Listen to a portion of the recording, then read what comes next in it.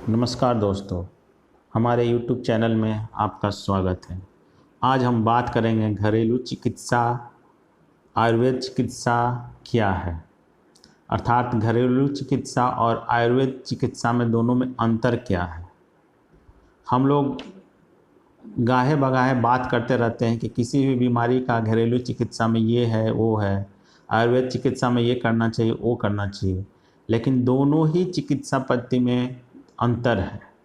तो आज हम बात करेंगे कि घरेलू चिकित्सा क्या है, घरेलू चिकित्सा के अन्य नाम क्या है, घरेलू चिकित्सा से क्या स्थायी लाभ हो सकता है, घरेलू चिकित्सा क्या सस्ता है या फिर महंगा है, घरेलू चिकित्सा क्या प्राकृतिक चिकित्सा से अलग है या फिर घरेलू चिकित्सा और प्राकृतिक चिकित्सा एक ही है, घरेलू चिकित्सा और आयुर्वेद चिकित्सा क्या एक ही है या फिर दोनों में अंतर है। तो इन सारे विषयों पर आज हम डिटेल से बात करेंगे। आइए दोस्तों शुरू करते हैं। आयुर्वेदिक चिकित्सा हमारे देश की प्राचीनतम चिकित्सा पद्धति है। अगर बात करें वैदिक काल की, तो वैदिक काल में ही इस पद्धति का इतना अधिक विकास हुआ कि आयुर्वेद नाम से वेद की एक अलग शाखा बना दी गई। सभी प्रकार के शारीरिक और मानसिक रोगों का इलाज इस पद्धति के द्वारा किया जाता रहा है। आज भी अध्ययन और अनुसंधान के बाद यह पाया गया है कि आयुर्वेदिक चिकित्सा प्रणाली एक सुरक्षित और प्रभावी चिकित्सा प्रणाली है। यही कारण है कि आज देश के सभी विश्वविद्यालयों तथा अनेक विदेशी विश्वविद्यालयों में इस चिकित्सा पद्धति को अन्य वर्तमान चिकित्सा पद्धतियों के समान ही मान्यता प्रदान की गई है। आयुर्वेदिक चिकित्सा प्रणाली में चिकित्सा के लिए पूरी तरह प्राकृतिक संसाधनों का उपयोग किया जाता है। पेड़ पौधों, खनिज पदार्थों, धातुओं, रत्नों आदि के द्वारा रोगों की चिकित्सा की जाती है। इसके साथ प्रकृति के अन्य संसाधनों जैसे मिट्टी, जल, वायु, सूर्य का प्रकाश, चुंबक आदि के द्वारा भी इस पद्धति में इलाज किया जाता है। भारतीय ऋषि मुनियों ने प्राचीन काल में ही यह सत्य जान लिया था कि व्यक्ति प्रकृति का ही अंश है। जो पिंड में है वही ब्रह्मांड में है। जैसी उक्ति उसी तथ्य को स्पष्ट करती है। स्वाभाविक रूप से व्यक्ति के शरीर में भी वही तत्व है जो उसके क्षेत्र की प्रकृति में विद्यमान है। जब कभी भी व्यक्ति के अपने क्रियाकलापों के कारण, अपना प्राकृतिक परिवर्तन के कारण इन तत्वों का संतुलन बिगड़ जाता है तो यही अवस्था रोग कहलाती है। वर्तमान खोजों ने तो इन तत्वों की संख्या काफ़ी निर्धारित की है, किंतु वास्तव में ये 5 मूल तत्व पृथ्वी, जल, वायु, अग्नि और आकाश के ही उप तत्व हैं। इन्हीं तत्वों के संतुलन को ठीक कर देने का कार्य ही चिकित्सा कहलाता है। यह कार्य 2 प्रकार से किया जाता है। पहले योग्य चिकित्सक बाहर से आवश्यक तत्व शरीर में पहुंचाकर उनका संतुलन ठीक करते हैं और फिर उन कारणों को समाप्त करते हैं जिनसे यह असंतुलन पैदा हुआ है। पहली विधि को दवा या औषधि देना कहते हैं और दूसरी को नियम संयम का पालन। मानव के मूल प्रवृत्ति को जानकर चिकित्सा करने के कारण ही आयुर्वेद श्रेष्ठ चिकित्सा प्रणाली मानी जाती है। अब हम बात करते हैं कि घरेलू की चिकित्सा क्या है। आयुर्वेदिक चिकित्सा बड़ी विस्तृत चिकित्सा प्रणाली है। हजारों वर्षों की खोजों के बाद हमारे पूर्वजों ने ऐसे अनेक नुस्खे तैयार किए जो घर में या हमारे आसपास के वातावरण में सहज ही उपलब्ध हो जाते हैं। इन नुस्खों की अधिकांश सामग्री को तो हम रोज़मर्रा की ज़िंदगी में अपने खान पान में भी शामिल किए हुए हैं। ये नुस्खे सरलता से उपलब्ध होने वाले तो हैं ही, साथ ही रोगों की अचूक औषधि के रूप में भी प्रसिद्ध हैं। ऐसे ही सरल नुस्खों को हमारे बुजुर्गों ने आजमाया है और फिर विरासत के रूप में अगली पीढ़ी को सौंप गए। इस प्रकार ये नुस्खे समूचे भारतीय जनजीवन में बहुत प्रसिद्ध होते गए। आज प्राय सभी घरों में बुजुर्ग सदस्य किसी न किसी रोग के सरल और कारगर नुस्खे को जानते हैं और समय पड़ने पर उसका प्रयोग करके रोगों का इलाज भी करते हैं। ऐसे ही सहजता से उपलब्ध, सरलता से याद होने वाले और अचूक असर करने वाले नुस्खों के प्रयोग को घरेलू चिकित्सा के नाम से जाना जाता है। घरेलू चिकित्सा एक भारत में बहुत ही लोकप्रिय चिकित्सा है। घरेलू चिकित्सा पद्धति हमारे देश में बहुत ही ज़्यादा लोकप्रिय है, खासकर दूसरे दूर दराज के गांव देहातों में जहां अस्पताल या डॉक्टर की सुविधा उपलब्ध नहीं है। घरेलू चिकित्सा ही प्राथमिक चिकित्सा का एकमात्र उपाय है। शहरी और कस्बाई जीवन में जहां डॉक्टर की सुविधाएं भी उपलब्ध हैं, लोग सामान्य रोगों के लिए घरेलू दवाओं पर ही ज़्यादा निर्भर रहते हैं। किसी के दांत में दर्द तो लौंग पीसकर दांत या दाढ़ में दबा लिया, किसी को सर्दी जुकाम हो गया तो तुलसी और काली मिर्च की चाय पी ली, किसी को गले में खराश होने पर पानी को उबालकर उसमें नमक डालकर गरारे कर लिया, या अदरक का रस शहद के साथ चाट लिया। किसी को चोट लग गई तो हल्दी चूने का लेप बांध लिया। ऐसे कितने ही नुस्खे हैं जो गांव शहर में अधिकांश लोग यूज करते रहते हैं। यानी शायद ही ऐसा कोई घर हो जिसके सदस्यों को ऐसी 10-20 नुस्खों की जानकारी नहीं हो, जो वक्त पड़ने पर इनका इस्तेमाल ना करते हो।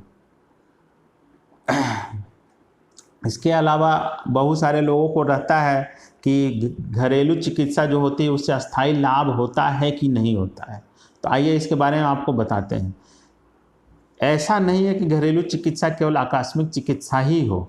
अधिकांश रोगों में यह अस्थायी चिकित्सा के रूप में विख्यात है। गंभीर से गंभीर रोगों को जड़ से समाप्त करने के लिए घरेलू चिकित्सा देश भर में प्रसिद्ध है। इसकी दवाइयाँ अपने धीमे किंतु अस्थायी प्रभाव के कारण रोगों पर कुछ देर से प्रभाव डालती है, लेकिन रोग की सही पहचान करके यदि दवा दी जाए तो घरेलू चिकित्सा से तुरंत और अस्थायी लाभ मिलता है। दूसरी चिकित्सा पद्धतियों की तेज असरदार दवाओं के अस्थायी प्रभाव की अपेक्षा समझदार लोग घरेलू चिकित्सा पद्धति के अस्थायी प्रभाव देने वाले इलाज को अधिक पसंद करते हैं। यही कारण है कि यह पद्धति आज भी कामयाब और लोकप्रिय चिकित्सा पद्धति के रूप में विख्यात है, और अब तो सारी दुनिया में इसका विस्तार हो चुका है। सबसे बड़ी बात है कि घरेलू चिकित्सा जो है सस्ती और सरल चिकित्सा है। आज के समय में एलोपैथ की चिकित्सा या फिर बात करें हम होम्योपैथ की भी बात करें तो ये दोनों चिकित्सा पद्धति बहुत ही महंगी और खर्चीली हो गई है।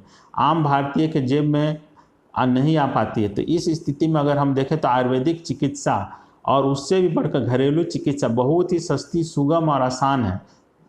घरेलू चिकित्सा में रोग का इलाज प्राकृतिक वनस्पतियों, घर में उपलब्ध खान पान की वस्तुओं, जल, प्रकाश, मिट्टी, वायु, ध्वनि और चुंबक आदि के द्वारा किया जाता है। ये वस्तुएं हमें सहज ही उपलब्ध है और कीमत में भी सस्ती पड़ती है, इसलिए घरेलू चिकित्सा सस्ती और सरल चिकित्सा है।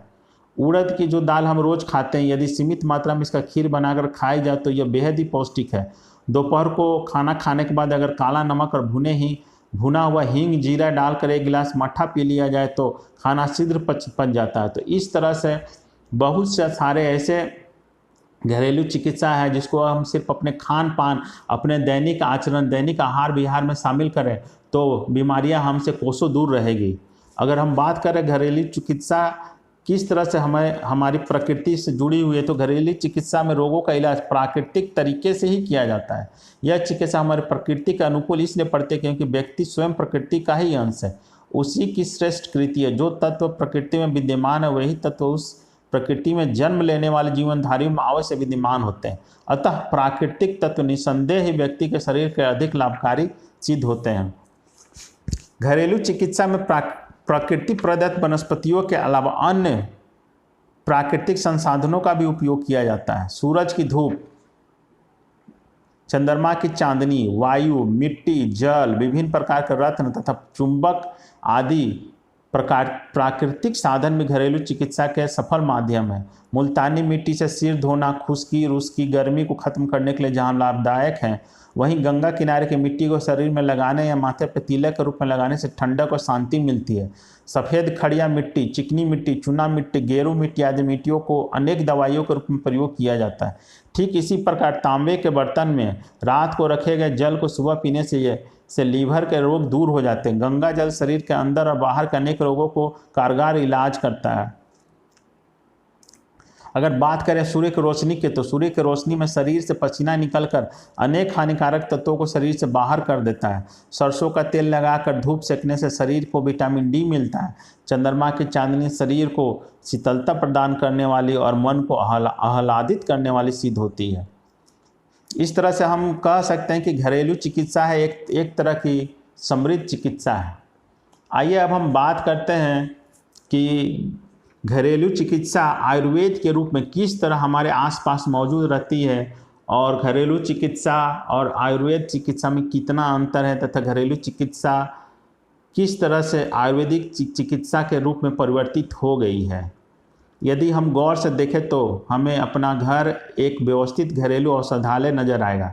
घरेलू चिकित्सा के दवाई के रूप में प्रयोग होने वाले प्रमुख पदार्थ हमारे रसोई घर में ही मिल जाते हैं, जैसे मिर्च, नमक, हल्दी, धनिया, जीरा, सौंफ, अजवाइन, सोंठ, मेथी, काली मिर्च, तेजपत्ता, लौंग, जायफल, खटाई, हींग और गुड़ से लेकर गेहूं, चना, मटर, मक्का, बाजरा, लौकी, तरोई, करेला, आलू, प्याज, लहसुन, गाजर, मूली, शलजम, गोभी, चुकंदर, कोई भी पदार्थ ऐसा नहीं है जिसका घरेलू चिकित्सा में उपयोग ना होता हो। उधर घर के बाहर निकलते ही आम, अमरूद, नीम, पीपल, बबूल और जाने कितने ही पेड़ पौधे तथा वनस्पतियाँ सभी कुछ घरेलू औषधियाँ। इन अगर आइए हम बात करते हैं कुछ ऐसे घरेलू नुस्खों की या फिर ऐसे बीमारियों की जो हल्की फुल्की बीमारियां जिन पे हम आसपास अपने प्रकृति से ही इन चोट बीमारियों का इलाज कर सकते हैं। थोड़ी सी मैं जानकारी दूंगा इसके बारे में। जैसे कि अगर कोई अंदरूनी चोट लग गई हो तो गर्म दूध के साथ फिटकिरी की फांकी देने पर यह ठीक हो जाता है। या फिर कोई बाहरी चोट लगा हो तो हल्दी चूने का लेप लगा लेना चाहिए। उंगली कट गई हो तो फिटकिरी का फाहा बांध लेने से दर्द कम हो जाता है तथा कटा हुआ जगह पे इन्फेक्शन नहीं होता है। फोड़ा फुंसी होने पर जंगली गोभी का तेल में छौंक लगाकर बांध देना चाहिए। अगर बाल तोड़ हो गया हो तो पीपल के नए पत्ते पर घी और सिंदूर लगाकर बांध लेना चाहिए। पेट साफ नहीं होता हो तो दूध के साथ सौंठ फाँक लेना चाहिए। सर्दी लग गई हो तो जायफल घिस कर चाट लेना चाहिए। लू लग गई हो तो आम का पन्ना बनाकर पी लेना चाहिए। दांत में दर्द हो तो लौंग का तेल यूज कर सकते हैं। पेट में गैस हो तो सुबह ताजे पानी में लहसुन की कली निगल लें, पेट की गैस तुरंत निकल जाएगी। अंगुलियों में चोट लग गई हो या उखड़ गया हो नाखून तो नाभि में तेल लगा लेना चाहिए। एड़िया फट गई हो तो तेल में मोम गर्म करके लगा लेना चाहिए। तो इस तरह से बहुत सारे ऐसे दवाइयाँ हैं जो नॉर्मली हमारे घरों में आराम से मिल जाते हैं, जो आम दिनचर्या में जो हमें चोट फोट लगते रहते हैं उसमें ये कारगर दवाइयों के रूप में काम करते हैं। इसके अलावा आइए अब हम बात करते हैं कि अच्छे स्वास्थ्य के लिए किस प्रकार का पौष्टिक भोजन लेना चाहिए। अभी तक तो हमने बात किया कि प्राकृतिक चिकित्सा क्या है, आयुर्वेद चिकित्सा क्या है तथा प्राकृतिक चिकित्सा और आयुर्वेद चिकित्सा में कौन कौन सी दवाइयाँ ली जा सकती है, कैसे ली जा सकती है, किस तरह हमारे रसोई के जो हमारे खान पान के हैं उनको प्राकृतिक चिकित्सा के रूप में उपयोग कर सकते हैं। अब हम बात करते हैं कि अच्छे स्वास्थ्य के लिए किस तरह का पौष्टिक आहार लेना चाहिए। बहुत बार हमारा खान पान ही हमें बीमार डालता है, तो आइए जानते हैं कि हमें कैसा खान पान रखना चाहिए तथा कौन कौन सी खाद्य पदार्थ लेना चाहिए जिससे कि हमारे शरीर को सभी विटामिन्स, प्रोटीन्स, मिनरल्स समय समय पर मिलते रहें। शरीर को स्वस्थ और क्रियाशील रखने के लिए हम भोजन करते हैं। भोजन करना प्राणी की सहज और स्वाभाविक प्रवृत्ति है। भोजन से हमें शक्ति मिलती है, रोगों से रक्षा होती है और शारीरिक टूट फूट की मरम्मत होती है। यही कार्य भोजन में उपलब्ध अलग अलग प्रकार के तत्व करते हैं, अतः भोजन में इन सभी तत्वों का होना आवश्यक है। ऐसा संतुलित भोजन ही रुचिकर और पौष्टिक भोजन कहलाता है। अगर हम बात करें कि भोजन में मुख्य कितने तत्व होते हैं, तो भोजन में मुख्य रूप से 5 तत्व पाए जाते हैं: प्रोटीन्स, कार्बोहाइड्रेट, चर्बी, खनिज लवण अर्थात मिनरल्स और vitamins. Proteins, carbohydrate, fat, minerals और विटामिन्स। शरीर में इन तत्वों के कार्य बिना रुके होते रहते हैं। जब कभी इनके कार्यों में बाधा पड़ती है तभी मनुष्य बीमार पड़ता है। अर्थात प्रोटीन्स, कार्बोहाइड्रेट, फैट, मिनरल्स और विटामिन्स में अगर कमी बेसी होती है तभी बीमारियां होती हैं। अगर बात करें हम प्रोटीन्स की, तो मुख्य रूप से प्रोटीन हमारे शरीर के धातुओं को कोष्ठ बनते हैं। प्रोटीन से हमारे धातुओं के कोष्ठ बनते हैं। ये चिकने, लुआबदार, चमकीले और गाढ़े होते हैं। हमारे शरीर की पेशियाँ, त्वचा, बाल, नाखून, हृदय, मस्तिष्क, जिगर, तिल्ली, फेफड़े तथा गुर्दे आदि प्रोटीन्स के ही बने होते हैं। ये प्रोटीन मुख्य रूप से गेहूँ, सोयाबीन, सूखा मेवा, अंकुरित मूंग आदि में काफ़ी मात्रा में मिलते हैं। दाल, सूखी फलियां, पालक आदि में भी प्रोटीन्स पाए जाते हैं। इनकी कमी से हमारे शरीर का ग्रोथ, अगर प्रोटीन्स की कमी हो जाती है तो हमारे शरीर का ग्रोथ रुक जाता है, कमजोरी आ जाती है तथा शरीर की पेशियां, मांसपेशियां ढीली पड़ जाती हैं।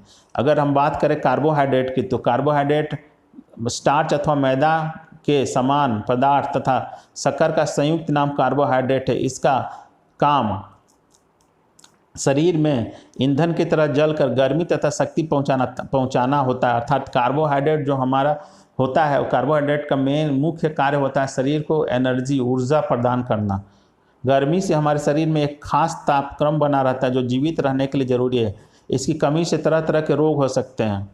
अगर हम बात करें फैट अर्थात चर्बी की, तो घी, दूध, मक्खन तथा वनस्पति तेलों से हमें चर्बी मिलती है। चर्बी और शक्कर आपस में मिलकर शरीर को गर्म रखते हैं। उदाहरण के लिए तरह तरह की मिठाइयाँ, घी से बने पकवान, चाट पकौड़े चर्बी प्रधान खाद्य पदार्थ है। इनको ज़्यादा खाने से शरीर मोटा हो जाता है, इसलिए उचित मात्रा में ही घी, दूध, चाट पकौड़ों का प्रयोग करना चाहिए।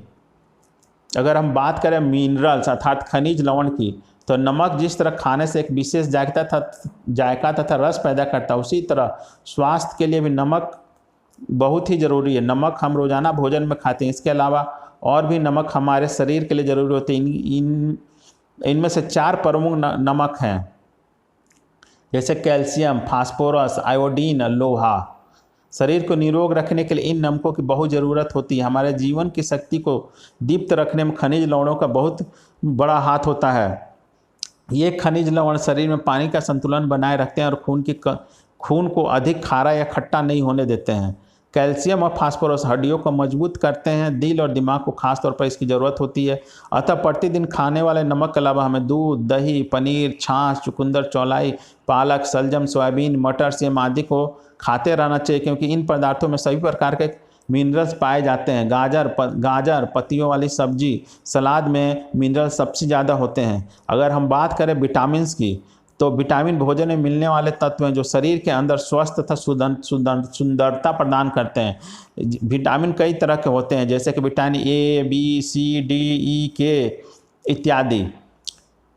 अगर हम बात करें विटामिन ए की, तो विटामिन ए आँखों के लिए ज़रूरी होता है। इसकी कमी से रतौंधी, मोतियाबिंद जैसे रोग पैदा हो जाते हैं। यह साग सब्जी, टमाटर, गाजर, मटर, मेथी, चुकंदर, पत्ता गोभी में पाया जाता है। अगर बात करें विटामिन बी तो इसकी ज़रूरत स्नायु मंडल की नाड़ियों तथा हृदय को ठीक रखने के लिए होता है। यह गेहूँ, मक्का, बाजरा, मांस में काफ़ी मात्रा में मिलता है। इसके अलावा गन्ना, गुड़, शक्कर और बूरा में भी पाया जाता है। अगर विटामिन सी की बात करें तो यह खट्टे पदार्थों में पाया जाता है, जैसे नींबू, संतरा, माल्टा, हरी मिर्च, अमरूद इत्यादि में काफ़ी मात्रा में विटामिन सी पाया जाता है। विटामिन सी दांतों और आंतों को ठीक रखने के लिए काम करता है। इसकी कमी से कब्ज तथा दस्त लग सकते हैं। विटामिन डी की बात करें तो विटामिन डी धूप, चर्बी वाले पदार्थों, मछली के तेल में सबसे अधिक मात्रा में पाया जाता है, परंतु ताजे दूध, मक्खन, घी, अंडे की जर्दी में भी मिलता है। यह दांतों तथा हड्डियों को मजबूत बनाने का काम करता है। विटामिन ई, अगर बात करें हम विटामिन ई की, तो चर्बी में घुलने वाला विटामिन है। यह विटामिन ई जो है चर्बी में घुलने वाला विटामिन है, जो गेहूं में विशेष रूप से मिलता है। यह हृदय को क्रियाशीलता के लिए भी जरूरी है। इसकी कमी से, विटामिन ई की कमी से हृदय के रोग अर्थात हार्ट से संबंधित रोग हो सकते हैं। अगर हम बात करें विटामिन के की, तो यह ज्ञानेंद्रियों को मजबूती तथा रक्त को थक्का जमाने इत्यादि के लिए सहायक होता है। इसे प्राप्त करने के लिए आलू, गोभी, टमाटर, सोयाबीन, मक्खन, अंडे की जर्दी का प्रयोग करना चाहिए। तो दोस्तों, अब हम बात करते हैं, अंत में बात करेंगे कि आयुर्वेदिक का घरेलू चिकित्सा के बाद क्या हमें एलोपैथ चिकित्सा प्रयोग करनी चाहिए। तो एलोपैथ चिकित्सा एक इमरजेंसी चिकित्सा है, लेकिन एलोपैथ दवाओं ने चिकित्सा के विज्ञान में बड़ी क्रांति तो ला दी है, लेकिन ये बहुत ही ज़्यादा महंगी चिकित्सा पद्धति। अब लगभग सभी रोगों को तुरंत असरदार कारगर दवाइयाँ उपलब्ध है। दर्द निवारक दवाओं के नाम पर हमारे पास अनेक दवाएँ हैं। रोगों के खात्मों के लिए ढेरों एंटीबायोटिक्स बाजार में उपलब्ध हैं, लेकिन इन अंग्रेजी एलोपैथ दवाइयों का साइड इफ़ेक्ट भी बहुत ज़्यादा है। तो इसलिए हमें कम से कम एलोपैथ दवाइयों का प्रयोग करना चाहिए, और जहाँ तक संभव हो हमें प्राकृतिक और आयुर्वेदिक दवाइयों का ही प्रयोग करना चाहिए। तो दोस्तों, आज हम प्राकृतिक और आयुर्वेदिक दवाओं के बारे में इतना ही करते हैं। अगले एपिसोड में हम बात करेंगे कि हम अपने शरीर को किस तरह से स्वस्थ रख सकते हैं, हमारा रहन सहन क्या हो, स्वास्थ्य जीवन के लिए क्या सामान्य नियम होने चाहिए, हमारा जीवन का मतलब जीवन शैली कैसी